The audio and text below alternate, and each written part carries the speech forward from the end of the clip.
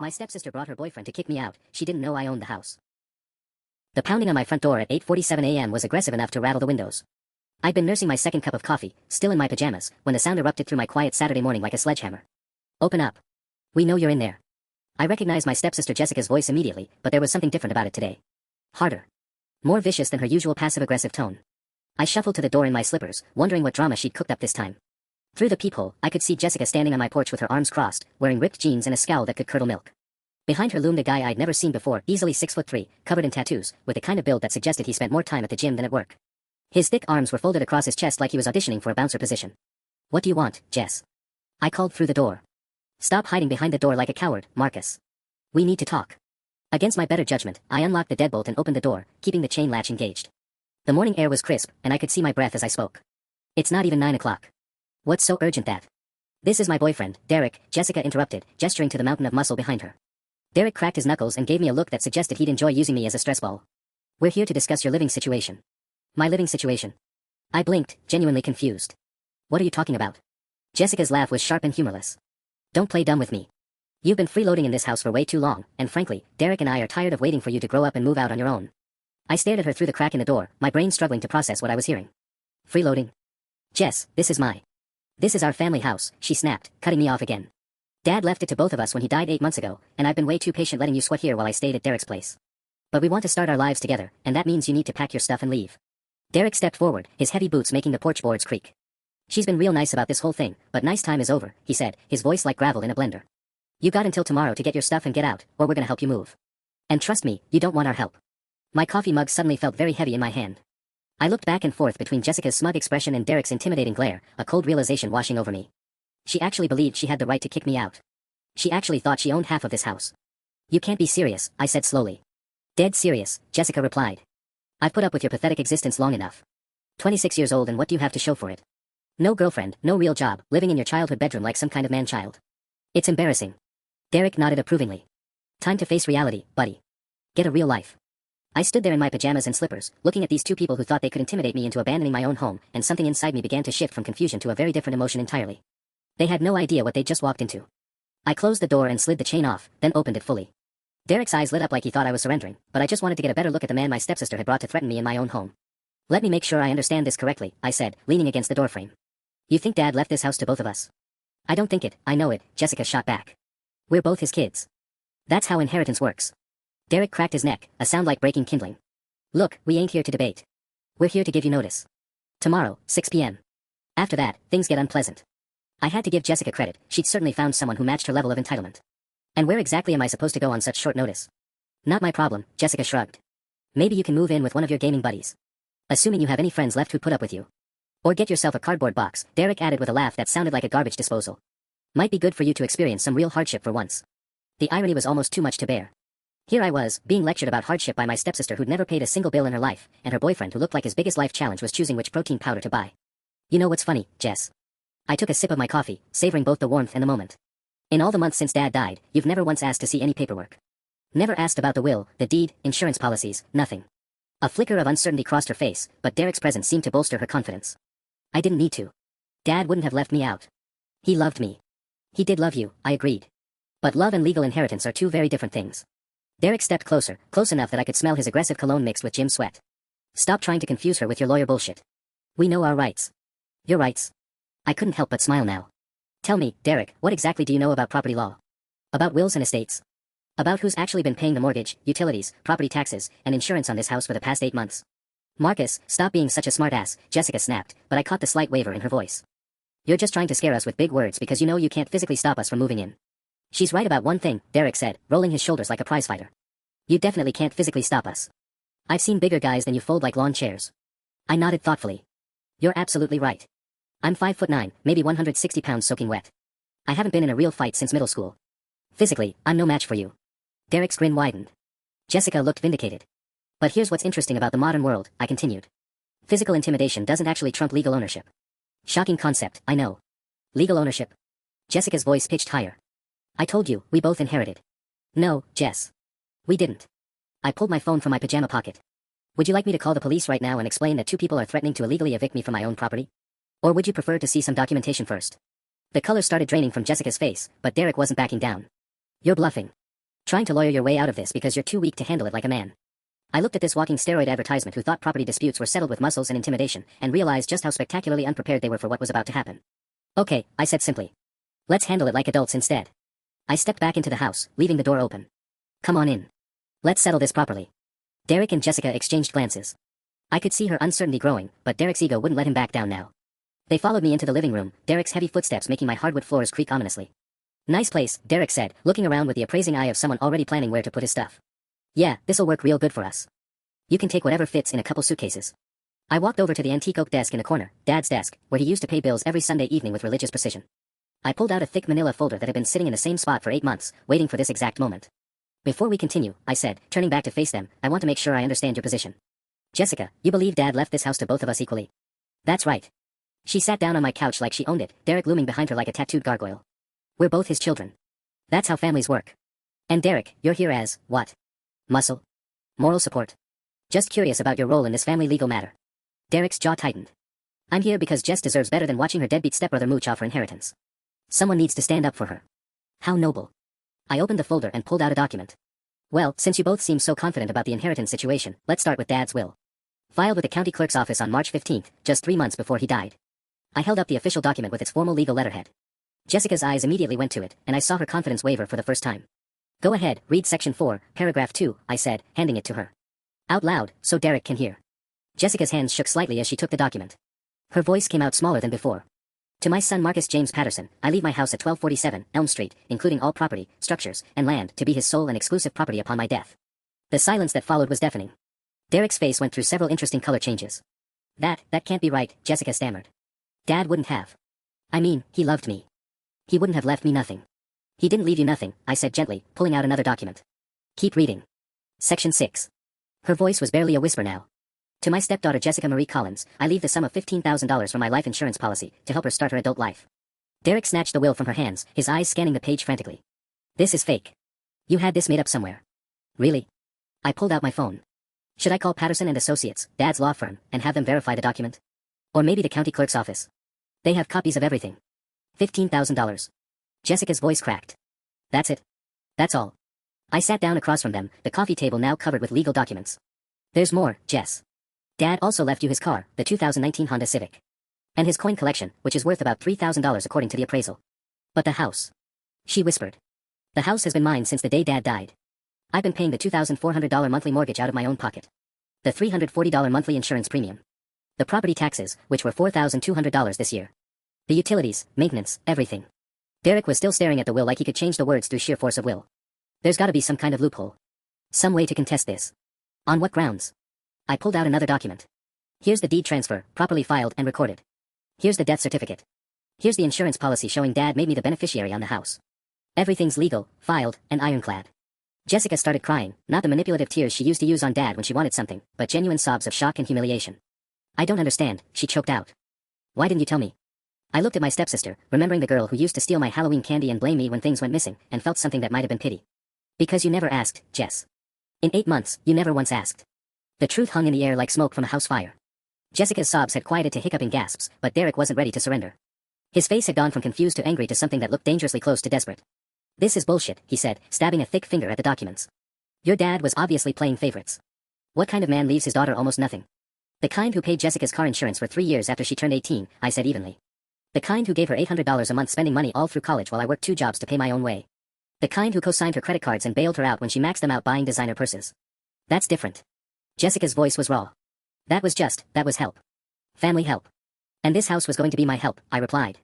Dad knew I'd been saving every penny to eventually buy my own place. He knew I'd been living here since Mom died when I was 16, taking care of him through his cancer treatments while you were off at State University partying. Derek's hands clenched into fists. So what, you think that makes you special? You think because you played nursemaid, you deserve everything? I think Dad made his decision based on 10 years of watching who stepped up when things got hard.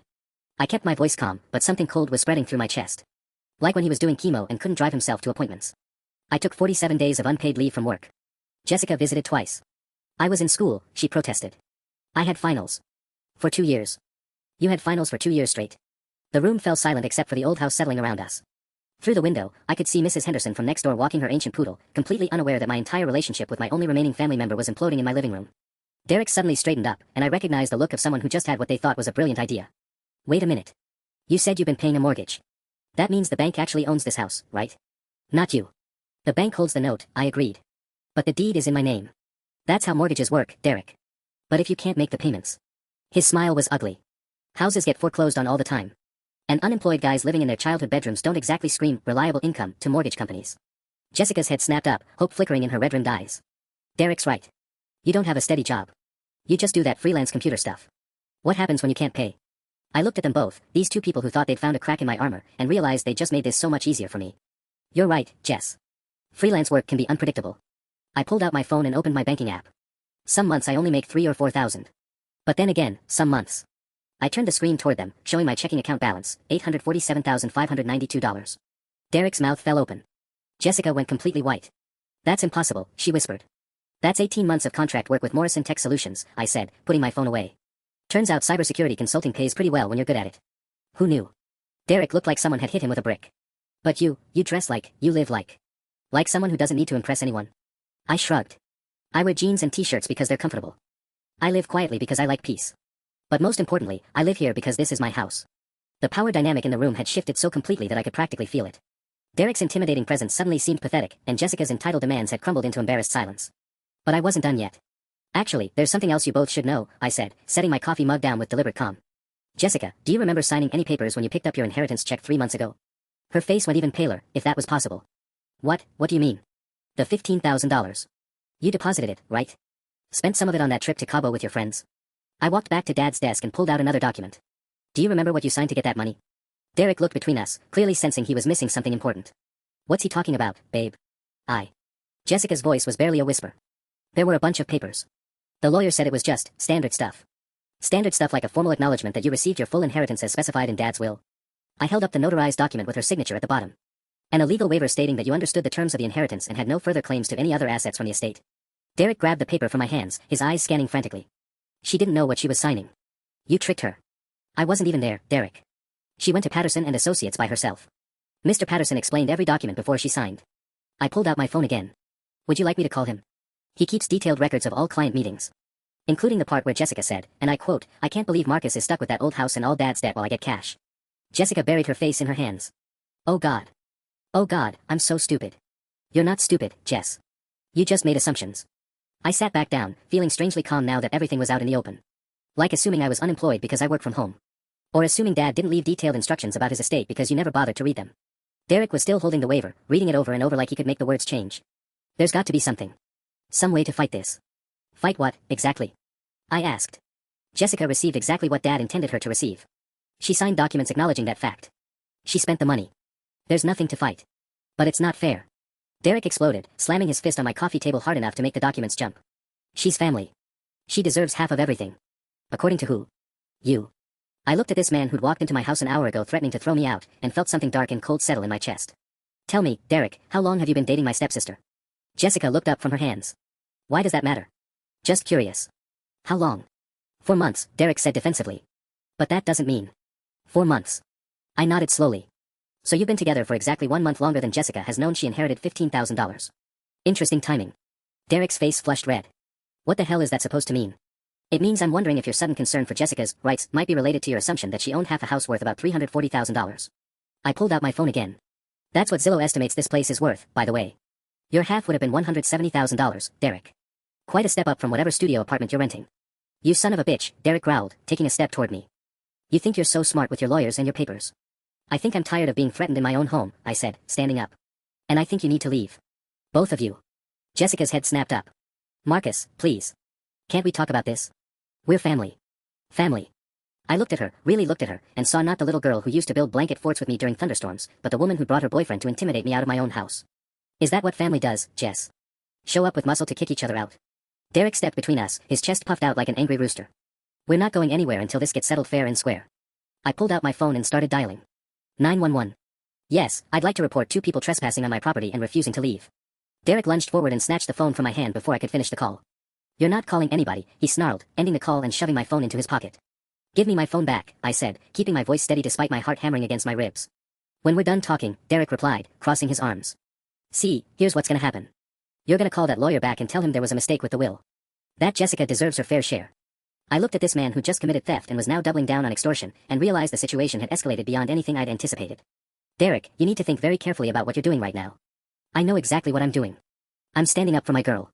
He put a possessive hand on Jessica's shoulder. She's been screwed over, and I don't let people screw over what's mine. What's yours? Jessica looked up at him with something that might have been surprise. You know what I mean, babe. But Derek's attention was already back on me. Here's the deal, Marcus. You sign over half this house to Jess, or things get real uncomfortable for you. And if I refuse? Derek cracked his knuckles again, the sound echoing through my living room. Well, accidents happen. You could slip and fall down these stairs. Hit your head pretty bad. Might even need to spend some time in the hospital. The casual way he said it, like he was discussing the weather, sent ice water through my veins. This wasn't just intimidation anymore. This was a genuine threat of violence. Derek, stop, Jessica said quietly. This isn't what we talked about. What we talked about? I stared at my stepsister. So you did plan this. The tough guy boyfriend, the threats, showing up first thing in the morning when you thought I'd be vulnerable. It wasn't supposed to go like this, she whispered. We just thought, if we came on strong, you'd realize it was easier to share the house than fight about it. Share the house. I laughed, but there was no humor in it. You mean let you move in with your boyfriend of 4 months while I continued paying all the bills? We would have helped with expenses, Jessica said, but even she didn't sound convinced. Really? With what money? Derek, what do you do for work? Derek's jaw tightened. I'm between jobs right now. Of course you are. I turned to Jessica. And you're still working part-time at that boutique downtown, making what, $12 an hour? $13.50, she mumbled. Right. So your brilliant plan was for me to hand over half my house to you and your unemployed boyfriend, then continue paying the $2,400 mortgage while you two played house. Derek stepped closer, close enough that I could feel his breath. It's called family taking care of family. No, it's called fraud. And theft. And now, since you took my phone, kidnapping. I kept my voice calm, but my mind was racing through options. That's 3 felonies so far, Derek. Want to go for 4? Stop trying to scare us with your legal bullshit, he growled, but I caught a flicker of uncertainty in his eyes. It's not bullshit. 911 operators are trained to call back when calls get disconnected suddenly. When they can't reach the caller, they dispatch police for a welfare check. I glanced at the clock on my mantle. That call was made about 4 minutes ago. Response time in this neighborhood is usually 8 to 10 minutes. Derek's face went pale. You're lying. Am I? Jessica, do you really want to find out what happens when the police show up and find your boyfriend holding my phone hostage while threatening to push me down the stairs? For the first time since they'd arrived, I saw real fear in my stepsister's eyes. The sound of sirens in the distance made Derek's head snap toward the window. His confident sneer faltered as the wailing grew louder, clearly headed in our direction. Shit, he muttered, pulling my phone from his pocket like it had suddenly caught fire. Here, take your damn phone. But it was too late. Through the front window, I could see the distinctive black and white of a police cruiser turning onto Elm Street, followed by a second patrol car. This is your fault, Derek snarled at me, but his aggressive posture had deflated considerably. You set us up. I didn't set anyone up. You chose to steal my phone and threaten me. I walked to the front door, Derek and Jessica trailing behind me like reluctant children. You made this mess. The first officer was already out of his car, Sergeant Rodriguez, according to his name tag. I'd seen him around the neighborhood before, usually dealing with Mrs. Peterson's complaints about teenagers skateboarding too loudly. He was maybe 45, with a kind of steady demeanor that suggested he'd seen everything twice. Morning, folks, he said, his hand resting casually on his radio. We got a disconnected 911 call from this address. Everything all right here? There was a misunderstanding, officer, Jessica said quickly, stepping forward with what I recognized as her most charming smile, the one she used to use on Dad when she'd wrecked her car or maxed out her credit cards. Just a family discussion that got a little heated. Rodriguez's eyes moved from Jessica to Derek, taking in the size difference and Derek's obvious discomfort. And you are? Derek Morrison. I'm Jessica's boyfriend. Derek tried to straighten up, but kept shooting nervous glances at the second officer who was now approaching from the side yard. Mr. Patterson. Rodriguez looked at me. You're the homeowner here. Yes, sir. Marcus Patterson. I pulled out my wallet and showed him my driver's license. This is my house. These two came here this morning demanding I sign over half the property to my stepsister. When I refused and tried to call 911, Mr. Morrison took my phone. Derek's face flushed red. That's not how it happened. He was trying to. I'm sorry, Rodriguez held up a hand. Did you just admit to taking this man's phone during a dispute? The second officer, Thompson, according to his badge, had positioned himself where he could see both Derek and the front door. Sir, is that correct? Did you take Mr. Patterson's phone? Derek looked between the two officers, sweat beading on his forehead despite the cool morning air. Look, it wasn't like that. We were just trying to have a conversation, and he was being dramatic calling the cops over a family disagreement. A family disagreement where you threatened to push me down the stairs if I didn't sign over my property, I said calmly. He what now? Rodriguez's casual demeanor sharpened considerably. Mr. Morrison, did you threaten physical violence? I didn't threaten anything. Derek's voice climbed higher. I just said accidents happen, you know. Old houses can be dangerous. Officer Thompson shook his head slowly. Son, that's literally the definition of a threat. Jessica grabbed Derek's arm. Derek, shut up. Please, just shut up. But Derek was in full panic mode now, words tumbling out faster than his brain could process them. This is all bullshit anyway. She deserves half that house. Her dad left it to both of them, and this guy's trying to steal her inheritance. Rodriguez looked at me with raised eyebrows. Is that accurate, Mr. Patterson? Is there a dispute over inheritance? I pulled out the manila folder, extracting Dad's will and the deed transfer. No dispute, officer. The house was left to me exclusively. My stepsister inherited $15,000 in cash, which she received and spent 3 months ago. She also signed a legal waiver acknowledging she had no further claims to the estate. Rodriguez glanced through the documents, his expression growing more serious. Ms. Collins, you signed papers stating you received your full inheritance. Jessica's voice came out as barely a whisper. Yes, but I didn't understand. Did you have legal representation when you signed these documents? The lawyer explained everything, I said before Jessica could answer. Patterson and Associates. Mr. Patterson went through each document with her. She told him she was glad to get cash instead of being stuck with the house and Dad's debt. Thompson whistled low. So let me get this straight. You folks came here to demand half a house that legally belongs entirely to Mr. Patterson, and when he refused, you took his phone and threatened him with bodily harm. Derek's jaw worked silently for a moment before he exploded. This is ridiculous. We're talking about family here. About what's right. What's right, Rodriguez said firmly, is respecting property laws and not threatening people. Mr. Morrison, I'm going to need you to put your hands behind your back. What? Why? Derek backed up a step, bumping into my porch railing. Because taking someone's phone against their will is theft. Threatening them with violence is assault. And doing both during an attempt to coerce property transfer could be considered extortion. Rodriguez already had his handcuffs out. You have the right to remain silent. Jessica started crying again, but these weren't the quiet tears from earlier. These were the panicked sobs of someone watching their world collapse in real time. Please, she begged, grabbing Officer Thompson's sleeve. This is all my fault. I told him the house should be mine too. He was just trying to help me. Thompson gently removed her hand from his uniform. Ma'am, your boyfriend made his own choices here. Adult choices have adult consequences. As Rodriguez finished cuffing Derek and leading him toward the patrol car, Derek twisted around to glare at me with pure hatred. This isn't over, Patterson. You think hiding behind cops makes you safe? Rodriguez stopped walking.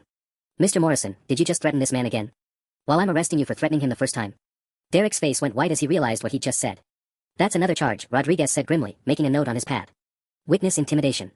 He looked at Derek with the kind of disappointed expression usually reserved for particularly stupid criminals.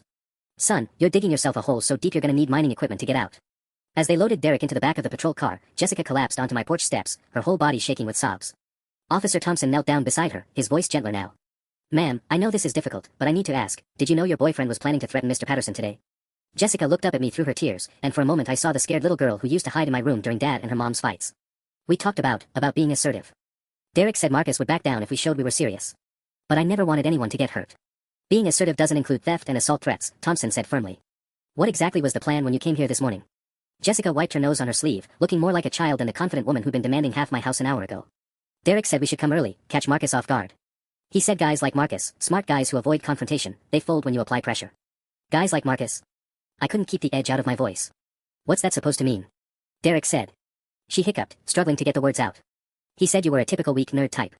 That you'd give up the house rather than deal with conflict. He researched you online, found your social media, said you looked like someone who'd never stood up for himself in his life. Officer Thompson and I exchanged glances. Your boyfriend researched Mr. Patterson online. What kind of research? Facebook, LinkedIn, Instagram. Derek said he could tell everything he needed to know about someone from their social media presence. Jessica's voice was getting smaller with each word.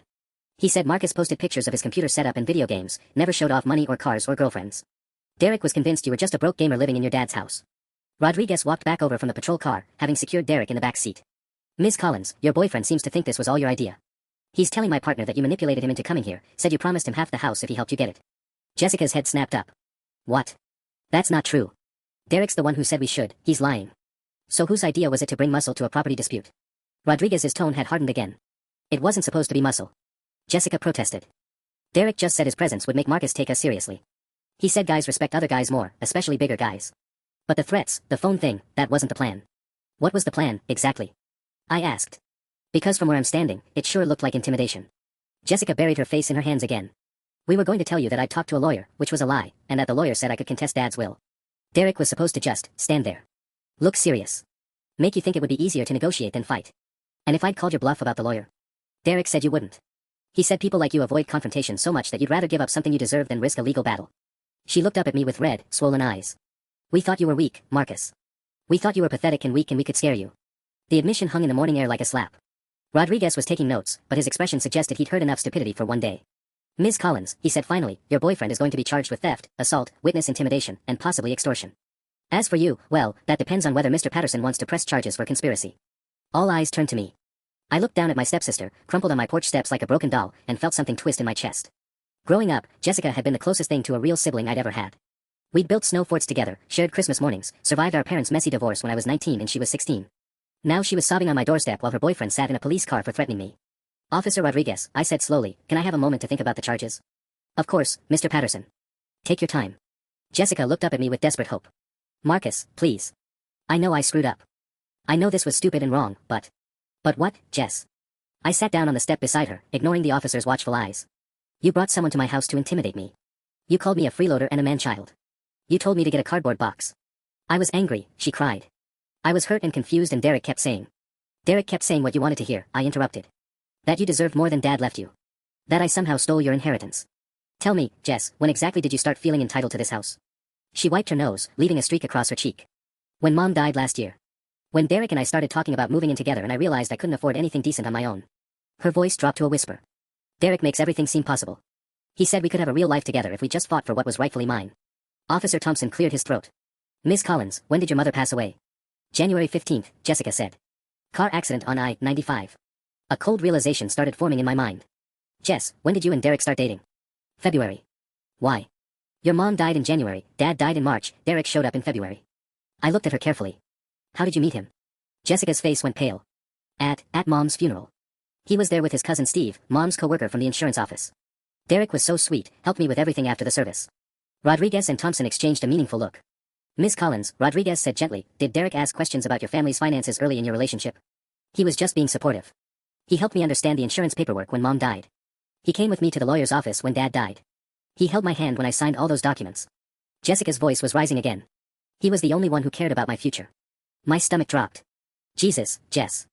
He saw you inherit $38,000 from Mom's life insurance, then 3 months later inherit $15,000 from Dad. He knew exactly what you were worth before he knew what you looked like in the morning. That's not true. But even as she said it, doubt crept into her voice. Officer Thompson was already on his radio. Dispatch, I need you to run a background check on Derek Morrison, approximately 28 years old. Specifically looking for any priors involving financial fraud or elder abuse. The radio crackled back within minutes, 3 arrests, no convictions. 2 for romance fraud, 1 for inheritance scam targeting recent widows. Subject is known to frequent funeral homes and grief counseling groups. Jessica's face went completely white. No. No, no, no. Derek loves me. He couldn't. But I could see in her eyes that she was already remembering things differently. The questions about Dad's assets. His insistence on reading the will. His anger when she only inherited $15,000 instead of half the house. And now I had to decide whether to destroy what was left of my stepsister's world by pressing charges, or let her learn this lesson the hard way. The silence stretched between us while Jessica processed what the police radio had just revealed about her boyfriend. I watched her face cycle through disbelief, recognition, and finally a crushing understanding that made my chest ache despite everything she'd put me through this morning. Miss Collins, Officer Rodriguez said gently, I know this is a lot to take in, but we need to know, did Derek ever ask you to give him access to your bank accounts? Credit cards? Any financial documents? Jessica's voice came out hollow. He said couples should be transparent about money. He helped me set up online banking after Mom died because I was too upset to deal with it. She looked up at me with dawning horror. Marcus, he knows all my passwords. Rodriguez was already reaching for his radio again. Ma'am, I strongly suggest you call your bank immediately and change those passwords. Check your account balances. With shaking hands, Jessica pulled out her phone and opened her banking app. The color drained from her face as she stared at the screen. There's only $247 left. There should be almost $8,000. Her voice cracked. The Cabo trip, the new furniture for his apartment, all those dinners at expensive restaurants, he said he'd pay me back when his settlement check came in. What settlement check? Thompson asked. From a car accident last year. He said the insurance company was dragging their feet but he was expecting $30,000 any day. Jessica laughed, but it sounded more like a sob. There never was a settlement, was there? Probably not, Rodriguez confirmed grimly. Miss Collins, we're going to need you to come down to the station and file a report. What Mr. Morrison has done to you financially is a separate crime from what he did here today. I watched my stepsister realize that not only had she lost Derek, but he'd systematically stolen almost everything she had left from her parents' deaths. The Derek who'd held her hand through grief counseling, who'd promised her a future together, who'd convinced her she deserved half my house, that Derek had never existed. I'm so stupid, she whispered, clutching her phone like a lifeline. How could I be so stupid? You weren't stupid, Jess. You were grieving. I surprised myself by meaning it. You lost your mom and then Dad within 3 months. Derek targeted you specifically because you were vulnerable. Officer Thompson nodded. Sir, these predators are professionals. They know exactly how to identify and manipulate people who are dealing with loss. Your stepsister isn't the first victim, and unfortunately she won't be the last. Jessica looked at me through her tears. Marcus, I'm so sorry. About everything, this morning, bringing Derek here, all the horrible things we said to you. I don't deserve forgiveness, but I need you to know that deep down, I knew this was wrong. I wanted so badly to believe that someone loved me enough to fight for me. The admission broke something loose in my chest. Despite everything, the threats, the intimidation, the legal papers scattered across my coffee table, she was still the scared 16-year-old who'd cried on my shoulder when her mom and dad got divorced. Officer Rodriguez, I said finally, I won't be pressing charges against my stepsister. She's been victimized enough. But Derek Morrison is a different story entirely. Rodriguez nodded approvingly. Understood, Mr. Patterson. Ms. Collins, you're free to go, but we'll need you to come in this afternoon to file that financial fraud report. The sooner we document everything Derek stole from you, the better chance we have of getting some of your money back. Jessica stood up slowly, looking around like she was seeing my neighborhood for the first time. I don't even have enough money left for rent this month. Derek's apartment was in his name only. I've got nowhere to go. The words hung in the morning air between us, loaded with implications neither of us was ready to address. The implications of Jessica's homeless situation settled over us like a heavy blanket. I could feel Officer Rodriguez watching our interaction carefully, probably wondering if this was about to become another family dispute he'd have to mediate. The Sunset Motel on Route 9 has weekly rates, Thompson offered helpfully. About $280 a week. Not fancy, but it's clean and safe. Jessica's laugh was bitter. I've got $247 total. Derek cleaned out everything else. She looked at her phone again, as if the numbers might have changed. He took the money 3 days ago. Told me he was paying his cousin Steve back for covering our groceries. Steve from the insurance office? I asked. Your mom's coworker. There probably isn't a Steve, Rodriguez said grimly. That's likely how Morrison gets access to funeral information, claims to know the deceased through work connections. We've seen this pattern before. Jessica stared at the police car where Derek sat in handcuffs, and I saw something shift in her expression.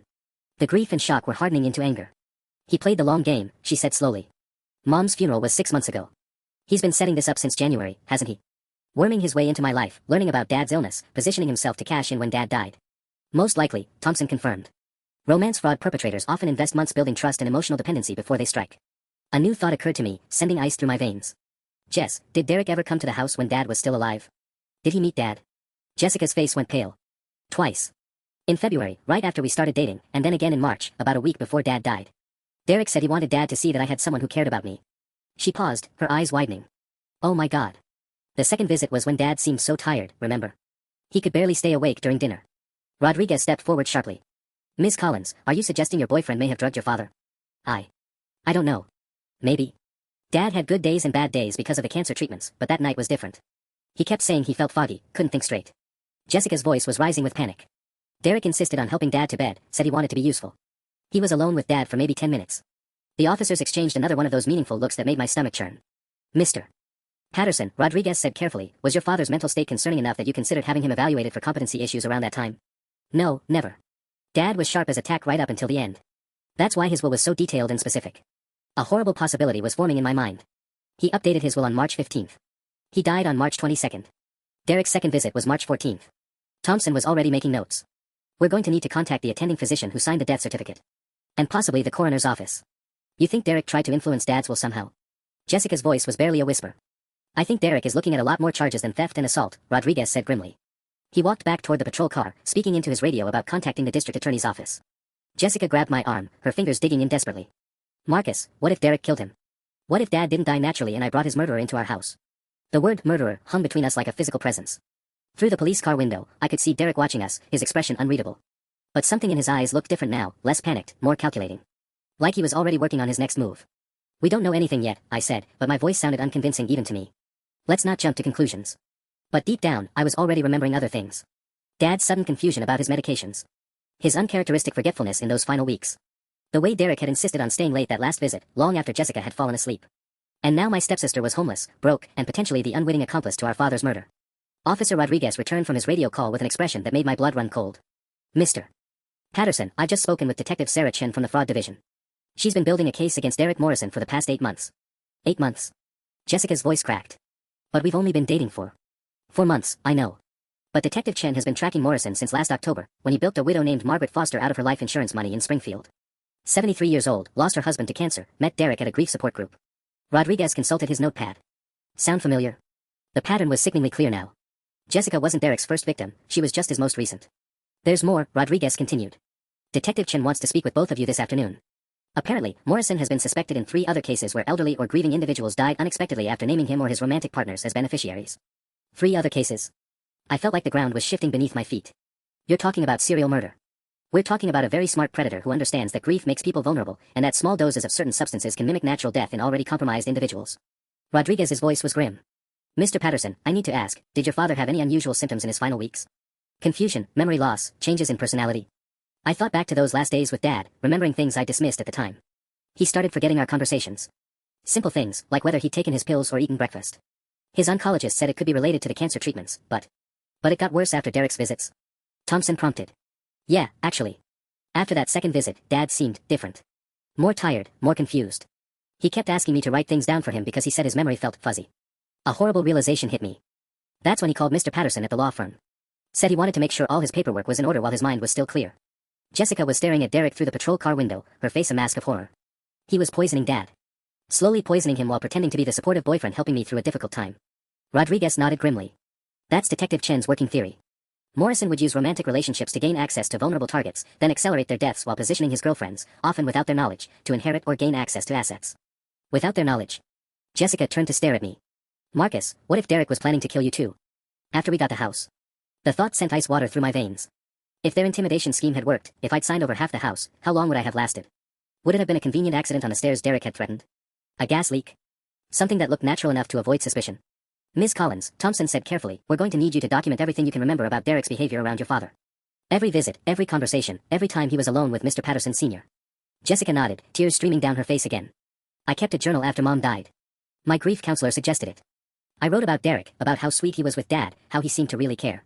She looked up at me with anguished eyes. I documented everything. Every poisoning, every manipulation, every step of Dad's murder, and I thought I was writing a love story. Through the patrol car window, Derek was still watching us with that calculating expression. But now I could see something else in his face, the cold assessment of a predator whose carefully laid plans had just unraveled completely. And somewhere in the back of my mind, I couldn't shake the feeling that even sitting in handcuffs, Derek Morrison wasn't done with us yet. Officer Rodriguez's radio crackled again, and his expression darkened as he listened to the transmission. Copy that, dispatch. He looked at Thompson with concern. We've got a problem. Derek Morrison posted bail for Margaret Foster's case last week. He's not supposed to be in this county. What does that mean? Jessica asked, her voice barely audible. It means your boyfriend violated his bail conditions by coming here today. But more importantly. Rodriguez paused, choosing his words carefully. Margaret Foster was found dead in her apartment 3 days ago. Apparent suicide by overdose, according to the initial report. The implications hit me like a physical blow. 3 days ago. That's when Derek cleaned out Jessica's bank account. He needed quick cash to run, Thompson said grimly. Ms. Collins, when exactly did Derek suggest coming here to confront your stepbrother? Jessica's face had gone completely white. Tuesday night. Right after he transferred the money. He said we needed to act fast before Marcus could hide assets or something. She looked between the officers with growing horror. He wasn't trying to get me the house. He was setting up his exit strategy. Rodriguez was already back on his radio, speaking rapidly to someone at the station. I caught fragments, flight risk, homicide investigation, and federal involvement. Jessica, I said slowly, think carefully. Did Derek ever ask about my routines? When I work, when I leave the house, anything like that? He asked if you had a girlfriend, how often you traveled for work. She stopped, her eyes widening. Last week he asked if you kept important documents in the house. Like insurance papers, bank information. He said it was smart to keep family finances organized. Thompson stepped closer to the patrol car, his hand moving instinctively toward his weapon. He was casing the house. Planning something beyond just intimidation. Through the car window, I could see Derek's demeanor had changed completely. The panic was gone, replaced by the cold calm of someone who'd already accepted that this game was over. But his eyes kept flicking toward the street, like he was measuring distances, calculating odds. Officer Rodriguez, I said urgently, I think Derek's planning something. He keeps looking toward. The explosion of shattering glass cut me off as Derek somehow managed to kick out the patrol car's rear window despite his handcuffs. Before anyone could react, he was rolling out of the car and onto the street, blood streaming from cuts on his arms and face. Stop. Police. Rodriguez shouted, drawing his weapon as Derek scrambled to his feet and started running toward the tree line behind Mrs. Henderson's house. Thompson was already in pursuit, speaking rapidly into his radio, suspect on foot, heading east toward Maple Grove Park. White male, 6'3", injured, still in handcuffs. Jessica grabbed my arm so hard I could feel her nails through my shirt. He's going to come back for us, isn't he? When he gets those handcuffs off, he's going to come back. The thought had already occurred to me. Derek knew where I lived, knew I worked from home, knew Jessica had nowhere else to go. And if he was looking at murder charges anyway, what did he have to lose? Rodriguez was coordinating with dispatch, establishing a perimeter around the neighborhood. Mr. Patterson, Miss Collins, I need you both to go inside and lock the doors. We're calling in additional units, but until we recapture Morrison, you're potentially in danger. As we hurried toward my front door, I could hear sirens approaching from multiple directions. But Derek had a head start and knew the layout of the neighborhood from his previous visits. Somehow, I doubted this was over. We'd barely made it through my front door when my phone started buzzing with an unknown number.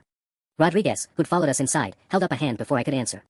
Let it go to voicemail, he said, positioning himself by the window to watch for Derek. If it's Morrison, we don't want to give him any information about your location or state of mind. But the phone kept ringing. Different numbers, one after another, all unknown. On the fifth call, Rodriguez nodded grimly. Answer it, but put it on speaker. Let's see what he has to say. I hit accept and speaker simultaneously. Derek's voice filled my living room, slightly breathless but eerily calm. Marcus, buddy, we need to talk. How did you get your hands free? Rodriguez demanded, not bothering to identify himself. Derek chuckled, and I could hear traffic in the background. Dislocated thumb. Learned that trick in county lockup 3 years ago. Hurts like hell, but handcuffs aren't designed for people willing to break their own bones. Jessica made a small sound of terror beside me. Through the window, I could see more police cars arriving, but Derek's voice suggested he was already far from the immediate area. Here's the thing, Marcus, Derek continued, his tone conversational. You cost me about $200,000 today. Margaret Foster was going to leave me everything in her will before she had that unfortunate accident. Your little sister here was supposed to be my retirement plan after that fell through. I'm not his sister, Jessica whispered, but Derek heard her. Ah, Jesse's there too. Perfect. Listen carefully, both of you, because I'm only going to explain this once. His voice hardened. I've got nothing left to lose now. Margaret's death is going to be ruled a homicide by tomorrow. The detective lady already told me as much when she arrested me last week. So whether I kill one more person or 5 more people, I'm still looking at life in prison. Rodriguez was frantically signaling to someone outside, drawing his finger across his throat in a cutting motion. The math is simple, Derek continued. You two destroyed my life, so I'm going to destroy yours. Starting with everyone you care about. Mrs. Henderson at 1251 Elm walks her dog at 6 p.m. every evening. Your coworker Jennifer Chin, yeah, I looked her up after you mentioned her last month, Jessie, she has a red Honda Civic, license plate GHB 4821. Drives the same route home from the Morrison Tech building every night. My blood turned to ice. He'd been planning this for weeks, gathering information about anyone in our orbit. Derek, stop, Jessica pleaded. Please, I know you're angry, but... Angry? Derek's laugh was sharp. I'm not angry, sweetheart. I'm practical. You want to know what your precious stepbrother cost me? Margaret Foster had $800,000 in life insurance, plus a house worth $350. Your daddy's place would have been another $340. I had $1 million retirement planned out, and now I'm hiding in the woods behind a Burger King with a dislocated thumb and half the state looking for me. Rodriguez was writing furiously on his notepad. Jennifer Chin, warn her now. So here's what's going to happen, Derek continued. I'm going to spend the next few days visiting everyone on my list. Mrs. Henderson first, since she's closest. Then Jennifer. Then maybe I'll swing by that boutique where Jessie works, talk to her manager Sarah, the one with the twin daughters in middle school. Jessica collapsed onto my couch, her whole body shaking. How do you know about Sarah's kids? Because I pay attention, unlike you two idiots. I've been collecting insurance policies on everyone in your lives for months. And now I'm going to cash them all in. The line went dead, leaving us in horrifying silence. Rodriguez was already on his radio. I need immediate protection details on Eleanor Henderson, 1251 Elm Street, and Jennifer Chin, works at Morrison Tech Solutions. Suspect has specific information including vehicle description and daily routines. Outside, I could see officers spreading through the neighborhood, but Derek Morrison had just turned my quiet Saturday morning into a citywide manhunt with multiple potential victims. And somewhere out there, he was making his first move. The next 6 hours felt like 6 days. Police had established a command center in my living room, with Detective Chen, no relation to Jennifer, thankfully, coordinating the manhunt from my kitchen table. Jessica sat curled up on my couch, clutching a cup of tea that had gone cold hours ago. We've got Henderson and Jennifer Chin in protective custody, Detective Chin reported, hanging up her phone. Sarah Martinez from the boutique is with her daughters at her sister's house in Albany. Morrison's going to find a lot of empty targets. But I couldn't shake the feeling that Derek was smarter than we were giving him credit for. He'd orchestrated an elaborate long-term fraud, successfully murdered at least one person, and escaped police custody with a dislocated thumb. A man like that didn't make threats he couldn't follow through on. My phone buzzed with a text from an unknown number. Nice try with the protection details. But you forgot about your Thursday night pizza delivery girl. Maria Santos, 22, drives a white Toyota Corolla. Lives at the Riverside Apartments on Oak Street. Single mom with a 3-year-old. Detective Chen read the message over my shoulder and immediately got back on her radio. I need units to 400, Oak Street, Riverside Apartments. Suspect may be targeting Maria Santos. Jessica looked up from her tea. How could he possibly know about Maria? She's just delivered pizza here like 3 times. But I was already remembering Derek's last visit to the house, 2 weeks ago. Maria had brought our usual Thursday order, and Derek had been unusually chatty with her, asking about her schedule, complimenting her car. At the time, I thought he was just being friendly. He's been building a database, I realized. Every person who's ever come to this house, everyone we've mentioned in conversation. He's been planning this contingency for months. Detective Chen's radio crackled, units responding to Oak Street. Suspect vehicle spotted in parking lot, black Honda Accord, license plate matches Bolo alert. My heart hammered as we listened to the radio chatter. Officers surrounding the building. Derek Morrison barricaded in apartment 12B, Maria's apartment. Sounds of struggle, then gunshots, then silence that stretched forever. Finally, suspect down. Repeat, suspect is down. We've got 1 civilian injured but conscious, 1 child unharmed. Jessica started crying again, but this time with relief. Detective Chen stepped outside to coordinate the aftermath, leaving us alone in my living room for the first time since this morning. Marcus, Jessica said quietly, I know this doesn't fix anything, but I need you to know, I never meant for anyone to get hurt. I was just so angry about losing mom and dad, and Derek made me feel like I deserved more. I looked at my stepsister, really looked at her, and saw someone who'd been manipulated by a professional predator during the worst period of her life. I know, Jess. Derek fooled a lot of people. What happens now? I still don't have anywhere to go, any money left. I walked over to Dad's old desk and pulled out a document I kept in the back of the folder, one I hadn't shown the police. Actually, there's one more thing from Dad's will. Section 8, paragraph 3. Jessica looked confused as I handed her the paper. She read aloud, in the event that my stepdaughter Jessica Marie Collins faces genuine hardship through no fault of her own, my son Marcus James Patterson is authorized to provide reasonable assistance from the estate's liquid assets, up to $50,000. Her eyes widened. 50,000. Dad knew you might need help someday. He just wanted to make sure it was really help, not enabling. I managed a small smile. Getting conned by a serial killer definitely qualifies as, through no fault of your own. Detective Chen returned with news that Derek Morrison was dead and Maria Santos would recover fully. But more importantly, she brought word that Derek's apartment had yielded evidence connecting him to 5 murders across 3 states. My stepsister had unknowingly been dating one of the most dangerous predators in the region. But she was safe now, Derek was gone, and Dad's final gift would give her the fresh start she needed. As for the house, it remained exactly where it belonged, with a son who'd earned it through years of sacrifice, legally inherited it through proper documentation, and successfully defended it when someone tried to take it by force. Some things, it turns out, can't be stolen. No matter how hard people try.